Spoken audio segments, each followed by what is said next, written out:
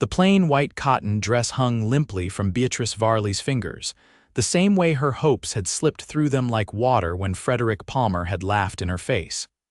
"This, you expect me to marry a woman wearing this?" His words still stung as she stood alone in her tiny bedroom above the millinery shop in Sweetwater Springs, Arizona Territory. 1876. Beatrice had spent every spare penny on the fabric, sewn each stitch with care, pouring her dreams into every seam. It wasn't fancy no-lace trim or pearl buttons, but it was the best she could do. Now, with her wedding day just 2 weeks away, she had no groom and no pride left to speak of. A knock at her door interrupted her thoughts. "Be, you in there?" Mrs. Holloway, the milliner who'd given Beatrice a job and a roof when she'd arrived in town 3 years ago, spoke gently through the door. "Yes, madam," Beatrice replied, quickly wiping her eyes and hanging the dress back on its hook. Mrs. Holloway entered, her kind eyes taking in Beatrice's red-rimmed ones. "I heard about Frederick. The whole town's talking." "Of course they are." Beatrice turned away, embarrassment burning her cheeks. At 22, being jilted was humiliating enough, but Frederick had made sure everyone knew why. "He's a fool," Mrs. Holloway stated firmly, "but perhaps a blessing in disguise. That man never did have the sense God gave a turnip." Despite herself, Beatrice smiled weakly. I thought he loved me." Men like Frederick Palmer don't love anything but themselves and appearances." Mrs. Holloway patted her hand. "Now I've got a favor to ask. The Carter Ranch just sent word they need supplies delivered. Their usual boy's laid up with a broken leg." "I was hoping you might take the wagon out." Beatrice hesitated. The Carter Ranch was a half-day's ride from town. Normally, she'd welcome the chance to escape the whispers and pitying glances, but today she felt too raw. "The fresh air might do you good," Mrs. Holloway pressed. "And frankly, I need someone I trust with the inventory." Unable to refuse the woman who'd shown her nothing but kindness, Beatrice nodded. "I'll go. When do they need it?" "This afternoon. You can take my wagon." 2 hours later, Beatrice sat atop the wagon seat, guiding the horses along the dusty road that wound through sagebrush and mesquite toward the foothills. The early October sun warmed her face, and despite her heartache, she couldn't deny the beauty of the landscape rugged mountains in the distance. Their peaks already dusted with the first snow of the season, the endless blue sky stretching above. She was so lost in thought that she nearly missed the man standing in the middle of the road, waving his arms. Beatrice pulled the horses to a stop, her heart racing. Bandits weren't uncommon in these parts, but as she drew closer, she could see the man wasn't armed. He stood beside a horse with a clearly injured leg, his expression one of frustration rather than menace. "Madam," he called, tipping his hat politely. "I don't suppose you'd be willing to give a stranded cowboy a ride?" Beatrice hesitated. He was tall and broad-shouldered, his face sun-bronzed beneath a layer of trail dust. His clothes were worn but clean, and there was something straightforward about his gaze that put her at ease despite her caution. "Where are you headed?" she asked, keeping her voice steady. "Carter Ranch." "I'm the new foreman." He stepped closer, and she noticed his eyes a striking shade of green that reminded her of spring grass. "Yorke Slater, madam, I'd shake your hand, but—" He held up his dirt-covered palms with a rueful smile. "You're in luck, Mr. Slater. That's exactly where I'm going." Beatrice gestured to the wagon bed. "I'm delivering supplies for Mrs. Holloway's shop." Relief crossed his features. "Much obliged." He turned to his horse, running a hand along its neck. "Poor Echo here stepped in a gopher hole. She'll be all right with rest, but I can't ride her." "Will she follow the wagon?" "Like a shadow." He tied the reins loosely to the back of the wagon, then climbed up beside Beatrice, being careful to leave appropriate space between them. As they set off again, Beatrice was acutely aware of his presence. It had been months since she'd been alone with a man who wasn't Frederick, and the contrast between them was stark. Where Frederick was polished and smooth-talking, Yorke Slater had a quiet, solid presence that suggested reliability rather than flash. "You're from Sweetwater Springs." He asked after a few minutes of silence. Yes, I work at the millinery shop, he nodded as if that explained something. I've only been through town once, just hired on at Carter's 3 weeks ago. Where were you before? Wyoming, then Montana, bit of time in Colorado. He adjusted his hat against the sun. Been moving around since the war ended. The war, he must be older than she'd first thought, though not by much, perhaps 30 at most. You fought? She asked softly, a shadow crossed his face. Yeah, Confederate side. Not by choice. I was 16 when Texas joined up. My pa died at Shiloh and I took a bullet at Vicksburg. He touched his right shoulder briefly. Been drifting since. Beatrice nodded, understanding the restlessness that could drive a person. Hadn't she done the same, coming west after her own parents died of influenza, leaving behind everything familiar in Pennsylvania? And you, miss? He looked at her questioningly. Varley. Beatrice Varley. Miss Varley, what brings you to Arizona territory? You don't strike me as born to it. She smiled faintly. Is it that obvious? Your accent, it's faint, but it's there. Pennsylvania. I came west 3 years ago. He waited, clearly sensing there was more to the story but not pressing. It was refreshing after Frederick's constant demands to know everything, to control everything. My parents died, she found herself saying. I had no family left, and a cousin who'd moved to Sweetwater wrote that there were opportunities here. I'm sorry about your folks. Thank you. They fell into a comfortable silence after that, the rhythmic clop of hooves and creaking wagon wheels the only sound besides the occasional call of a hawk overhead. Beatrice found herself relaxing despite her earlier heartbreak. There was something soothing about Yorke Slater's quiet presence. As they crested a small rise, the Carter Ranch came into view, a sprawling ranch house with several outbuildings, corrals filled with horses, and in the distance, cattle grazing on the autumn gold grassland. It was the largest spread in the county, run by John Carter, a widower who'd built his cattle empire from nothing. Looks like home for now, Yorke commented, surveying the property with a practiced eye. You don't plan to stay? Beatrice asked, suddenly curious about this man's story. He shrugged. Never stayed anywhere long since the war. Figure I'll work the winter, maybe move on come spring. Before she could respond, a man emerged from the barn, waving as he recognized the wagon. Slater was wondering where you'd got to. Echo took a bad step, Yorke called back as they pulled into the yard. He jumped down from the wagon, then surprised Beatrice by offering his hand to help her down. His palm was calloused but warm, his grip steady. For a fleeting moment as their eyes met, something passed between them, a spark of recognition, perhaps of kindred spirits who understood loss and starting over. You must be from Holloway's, the man said, approaching them. I'm Dan Miller, ranch foreman. Beatrice Varley, she replied, confused. But I thought I will be foreman, Yorke clarified. Dan here's retiring end of the month, been teaching me the ropes. Dan nodded. 30 years is enough for these old bones, time to let younger men take over. He peered into the wagon. Got everything we ordered? Yes, sir. Mrs. Holloway packed it all herself. Good woman, that one. Let's get it unloaded. Mr. Carter will want to settle up. As Dan headed toward the main house, Yorke began lifting crates from the wagon. Beatrice moved to help, but he shook his head. I've got it, Miss Varley. Please call me Beatrice, and I'm perfectly capable of helping. A smile tugged at his lips, the first real smile she'd seen from him. Never doubted it, but my ma would haunt me if I let a lady do the heavy lifting while I stood by. She conceded with a nod, secretly grateful as she watched him easily hoist sacks of flour and sugar that would have tested her strength. There was an efficiency to his movements, a quiet competence that Frederick, for all his fancy words and promises, had lacked. John Carter emerged from the house, a tall, imposing man with silver-streaked dark hair and shrewd eyes that missed nothing. Miss Varley, isn't it, from Holloway's shop?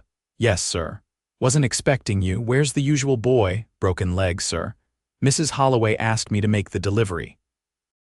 He nodded, then noticed Yorke's horse tied behind the wagon. What happened to your mount, Slater? Gopher hole. She'll heal, but needs a few days' rest. Carter frowned. Bad timing. I need someone to ride to the north pasture tomorrow. I can take another horse, Yorke said. They're all assigned or being broken. Carter rubbed his chin thoughtfully. Miss Varley, when were you planning to return to town? I should start back soon to make it before dark. Any chance you could deliver a message to the livery in town? We need another riding horse sent out, and I'd rather not spare a man. Beatrice hesitated. It would mean another trip to the ranch for whoever brought the horse. I'd be happy to, she finally said. Much obliged. Carter turned to Yorke. Get those supplies put away, then come see me about tomorrow's work. As Carter returned to the house to write his message, Dan Miller finished examining the inventory list. All looks in order. Mr. Carter will settle the bill. Left alone again with Yorke as they waited, Beatrice found herself studying him more openly. There was a steadiness to him that she found appealing, no pretense or showmanship, just an honest capability that spoke of a man who knew his worth without needing to proclaim it. You've been with cattle long, she asked. Since I was a boy. My pa had a small spread in Texas before the war. A flash of something pain perhaps crossed his face before he mastered it. You like working at the millinery? I do. Mrs. Holloway's been kind to me. She's teaching me the business. Planning to take over someday? The question surprised her. Frederick had always assumed she'd quit working once they married, never considering she might want something of her own.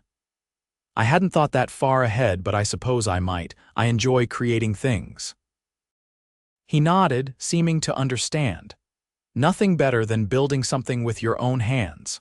Carter returned with a sealed note and payment for the supplies.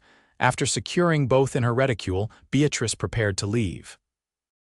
Thank you for the ride, Yorke said as he helped her back onto the wagon seat. Saved me a long walk. It was no trouble. She gathered the reins, then paused, feeling she should say something more but unsure what. Safe journey back to town, he said, stepping away from the wagon. Thank you. She clicked to the horses and set off, acutely aware of his eyes following her as she drove away. The ride back to Sweetwater Springs gave Beatrice too much time to think.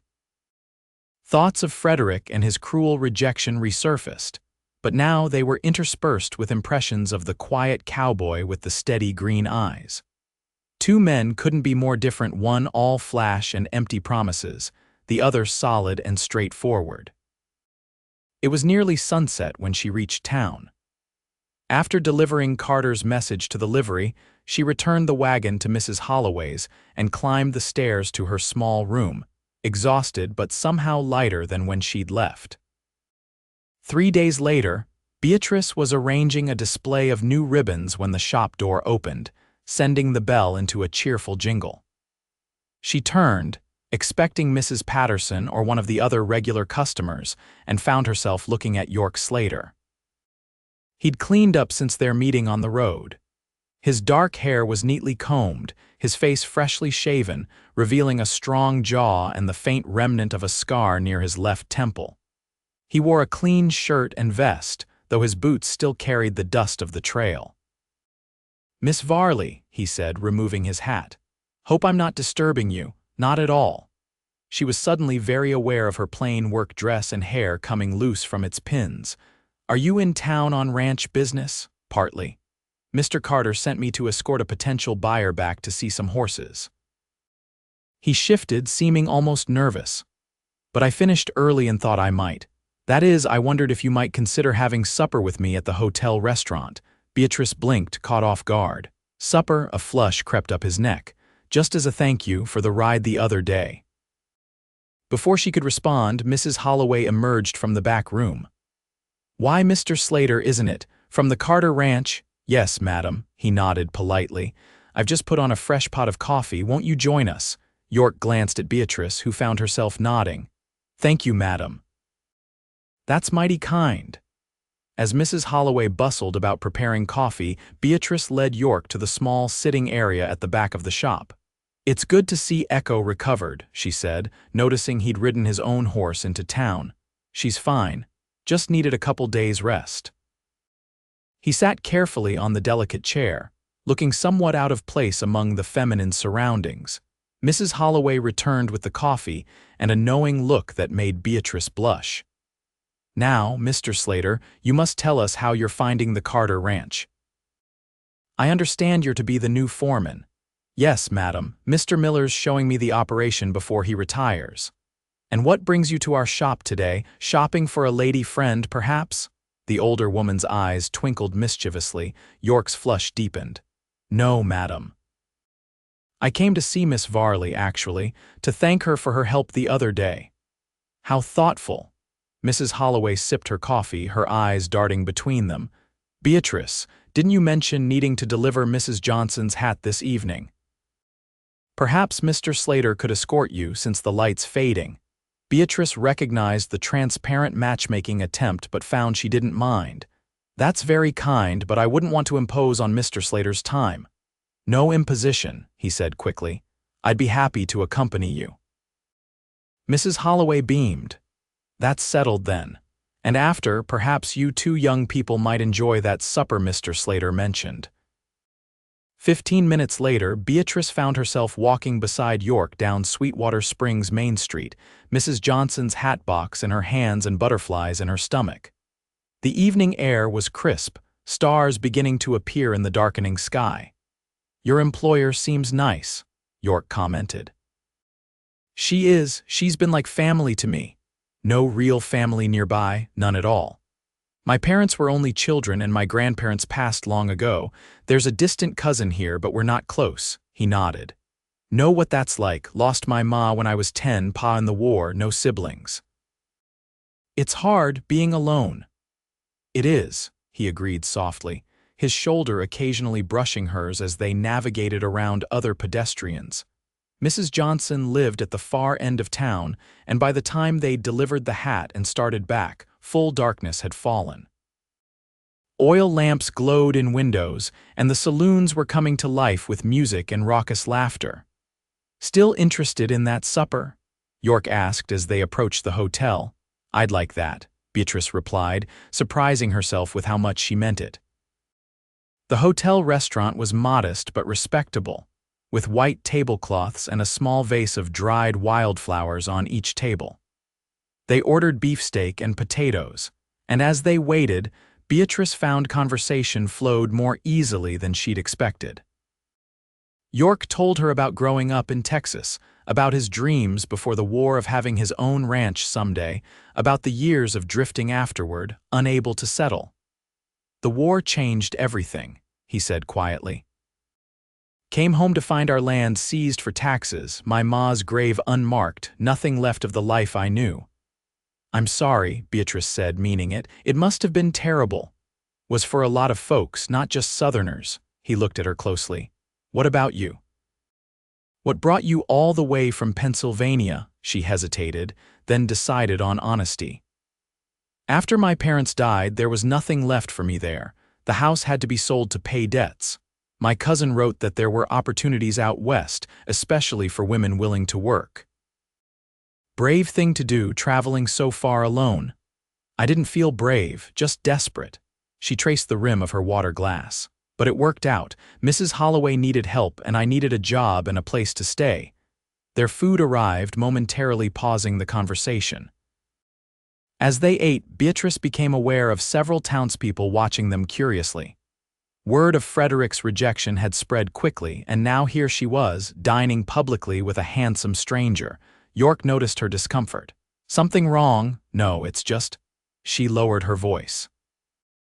"People are staring." He glanced around, his expression hardening slightly as he understood. "Small towns, always watching, always talking. It's worse than usual," she admitted reluctantly. I was engaged until recently," understanding dawned in his eyes. "Recent breakup?" "Very." She swallowed hard. 3 days before you and I met, actually." He let out a low whistle. "That's rough. Mind if I ask what happened?" Beatrice hesitated, embarrassment flooding her, but something in Yorke's steady gaze encouraged honesty. "He rejected me, publicly, because of my wedding dress." Yorke's brow furrowed. "Your dress?" "I made it myself. Couldn't afford anything fancy." The humiliation still stung. When Frederick saw it, he laughed, said he couldn't marry a woman who couldn't even provide a proper wedding dress. Anger flashed in Yorke's eyes.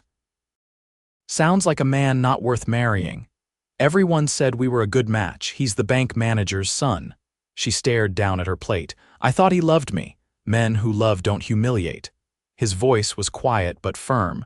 Seems to me you had a narrow escape. His words echoed Mrs. Holloway's, but somehow coming from him, they rang truer. Perhaps, still hurts though. Course it does. He reached across the table, hesitated, then briefly touched her hand.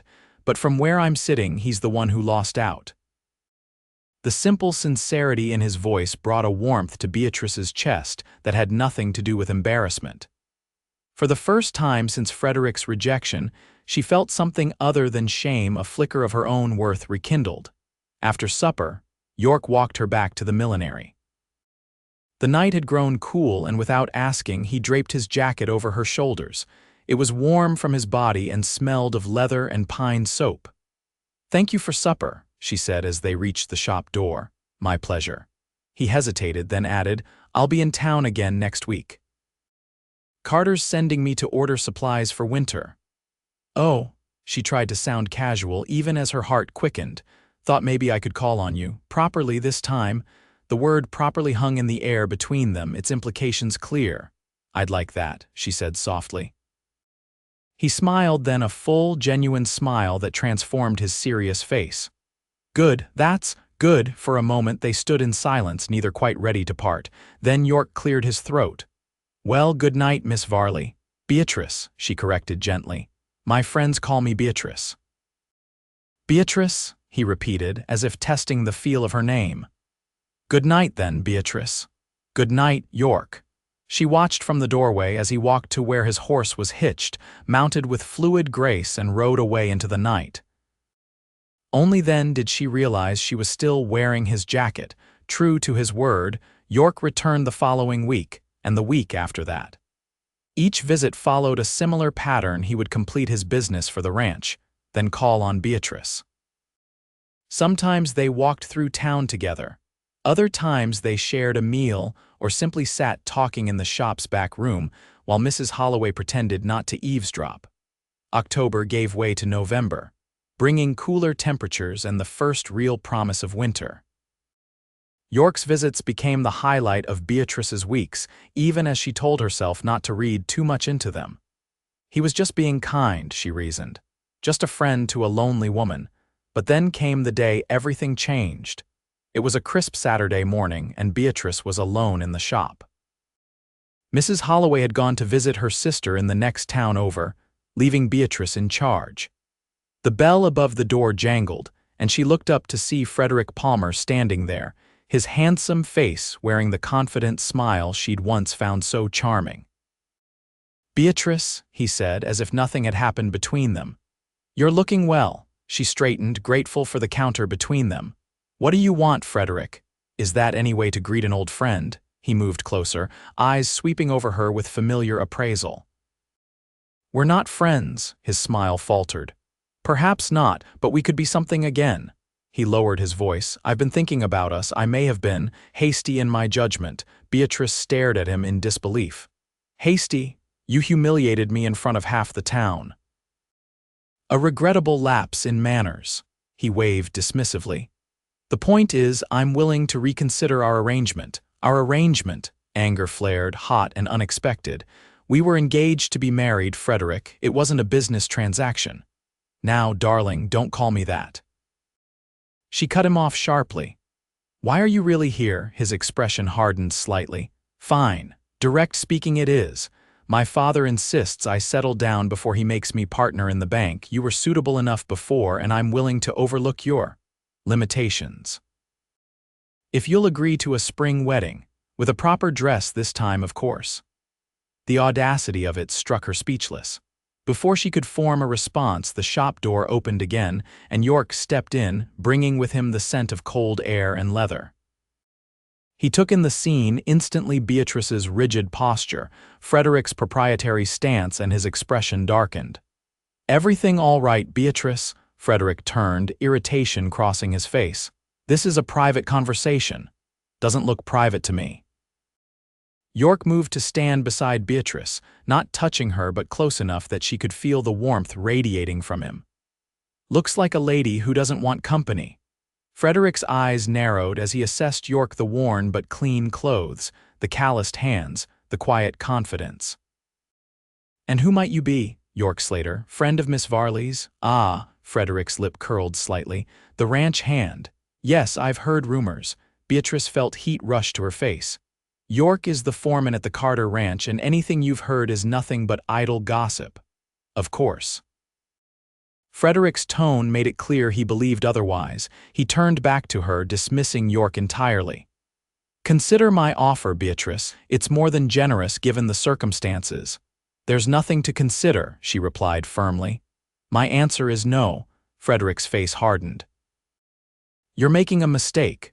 Do you really think you'll do better than me in this backwater town, especially now that your reputation is questionable at best?" Yorke took a step forward, but Beatrice laid a hand on his arm. "My reputation is intact, Frederick. Yours, however, is exactly what it should be, that of a shallow, cruel man who values appearances over substance." Frederick's face flushed with anger. "You'll regret this, when you're an old spinster still selling ribbons in this pathetic shop. That's enough." Yorke's voice was quiet but carried such authority that Frederick actually stopped mid-sentence. "The lady's made her choice. I suggest you respect it and leave." For a tense moment, the two men stared at each other, the air between them charged with unspoken challenge. Then Frederick's gaze dropped. With a final contemptuous look at Beatrice, he turned and stalked out, the door slamming behind him.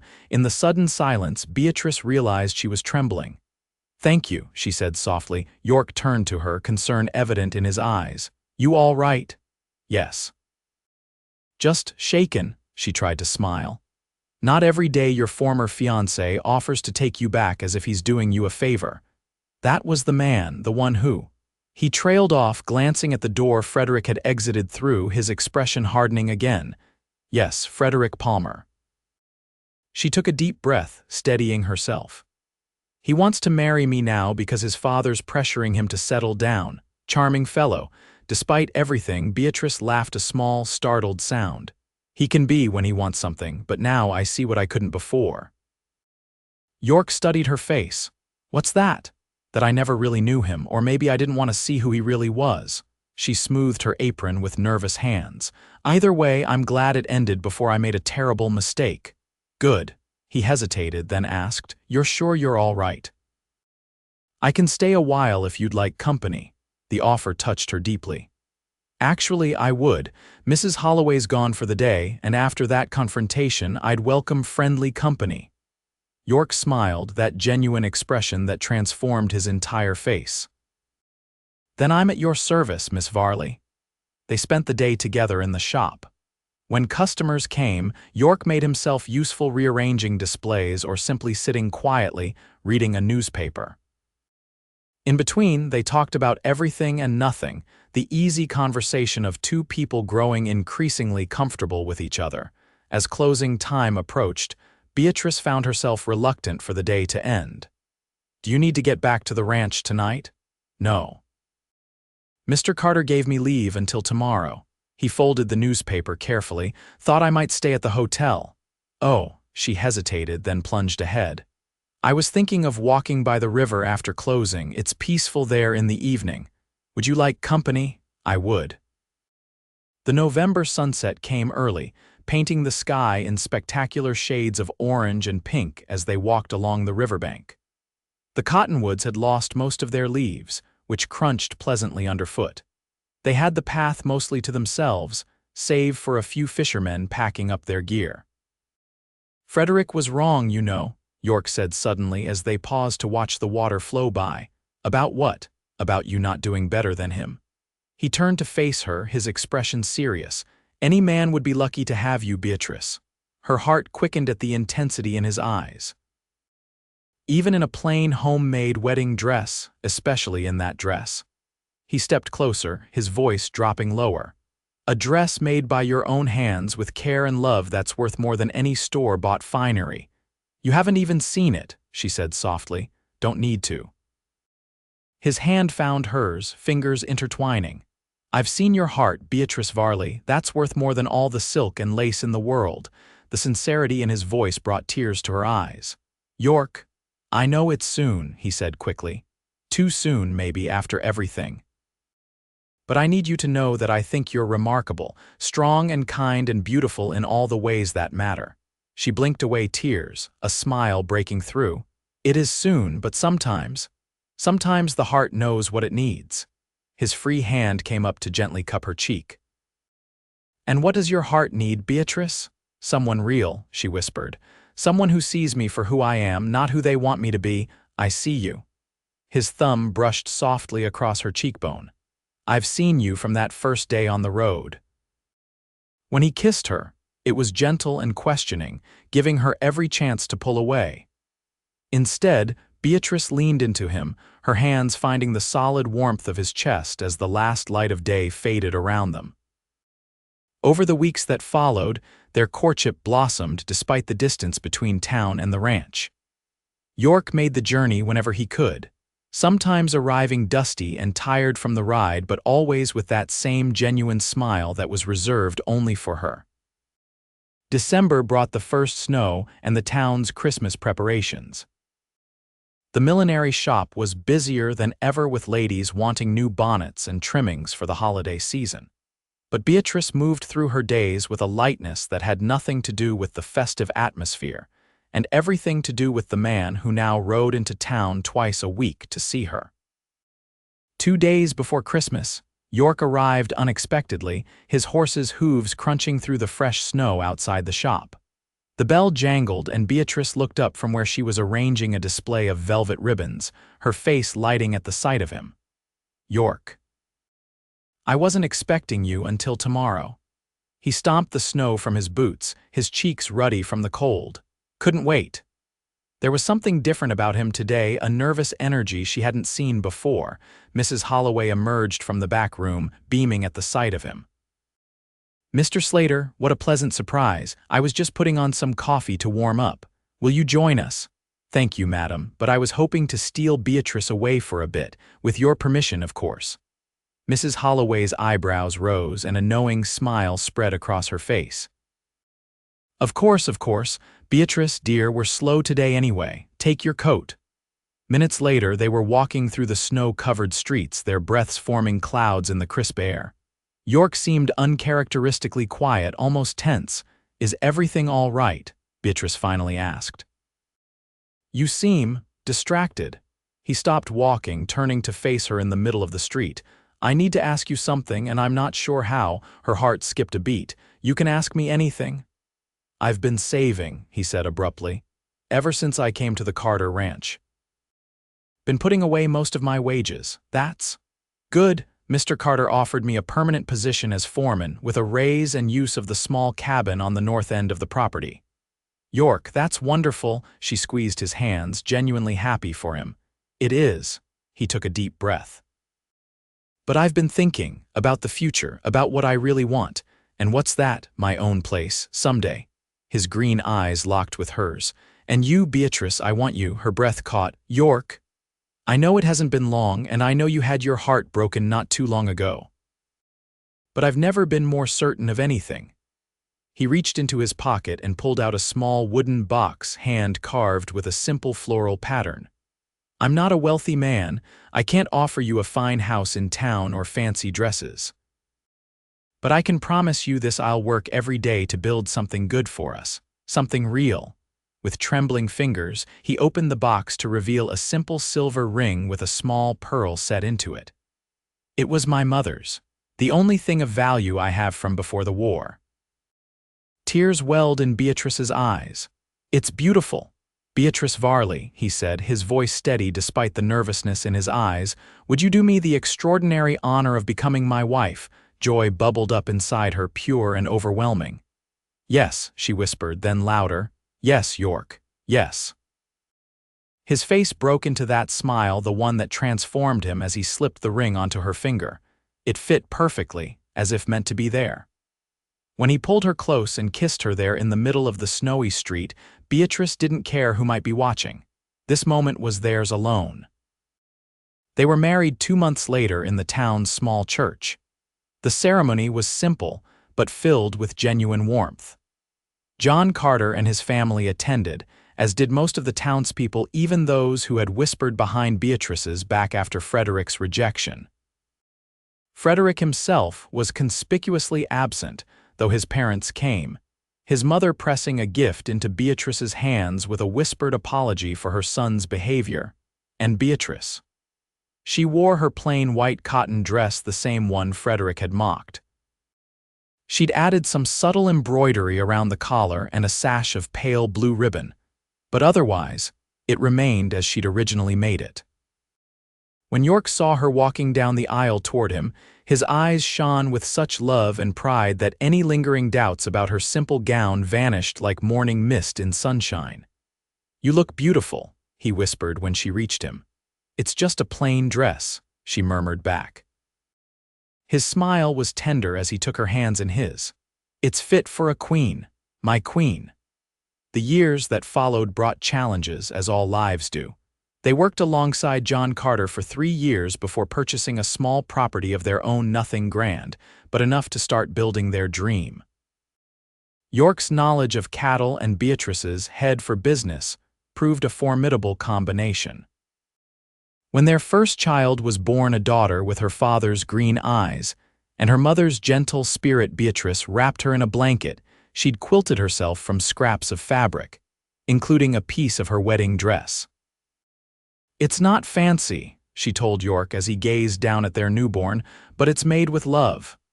"Then it's perfect," he replied, pressing a kiss to her forehead, "just like you." And standing there in their modest home, with the man who had seen her true worth and the child they'd created together, Beatrice Slater knew she had found something far more precious than the approval she'd once sought. She had found a love as genuine as the man who offered it, as enduring as the mountains that surrounded them, and as real as the life they were building together. Frederick Palmer might have rejected her for her plain dress, but Yorke Slater had recognized that true beauty lies not in the garments one wears, but in the heart that beats beneath them. In choosing her, plain dress and all, he'd given her the greatest gift possible, the freedom to be exactly who she was, and to be loved completely for it.